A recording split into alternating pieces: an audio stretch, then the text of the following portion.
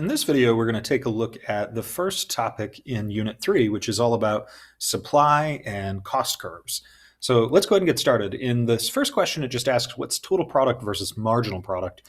And total product, which is often abbreviated TP, is the total amount of or quantity produced. And so we often would see it like given with a quantity of inputs, like with a quantity of labor, they would say, what's the total amount being produced if you have 3 workers?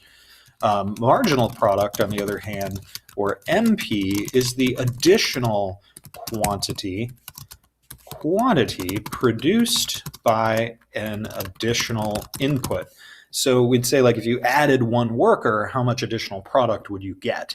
And that's going to be a lot more important, really, than even total product.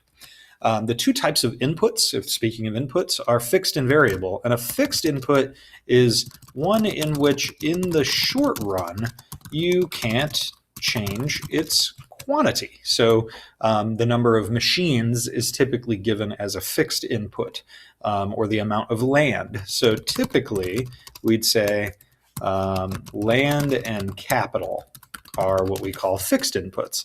And variable are inputs in which, in the short run, you can change its quantity.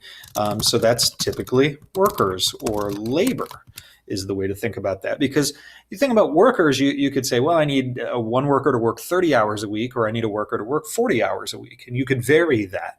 It's a lot easier to hire a new employee in many cases, or in some cases, than it is to expand the building, right? You know, you build a whole new building or you hire a couple more workers, which is easier. So variable inputs are the ones that in the short run, you can change their quantity.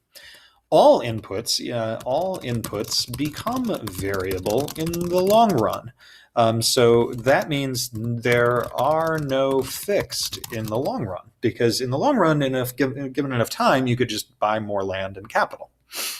All inputs also experience something called diminishing marginal returns, because they basically hit a limit in how they can produce, or that is to say, how much they can produce given the limits of fixed inputs. So in other words, like, for example, a worker has diminishing marginal returns, or we'd say adding workers has diminishing marginal returns because of the fixed number of machines. So that's why we have this thing like the law of diminishing marginal returns, that as you continue to add more inputs, you end up limiting how much you can get marginal product-wise out of them.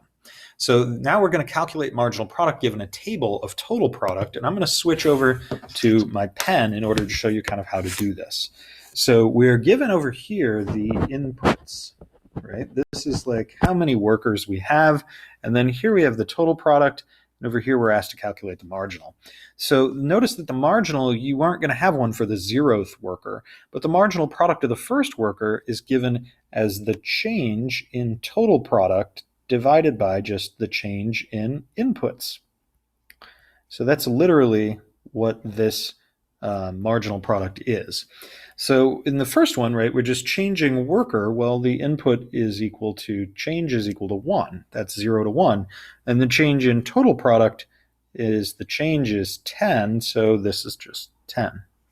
Now for each of these, the change in inputs is going to be just 1. So it's really just the numerator that matters for us. And the change in total product is now 25, and then 10, and 5, and 2. And so we can see that there are some diminishing returns, right? That we increase from 0 to 1 and from 1 to 2. But then with the third worker, we start to get the third worker, we go from 25 to 10 MP. And that's how we know that there are diminishing returns. Hopefully this helps you. I'll see you next time.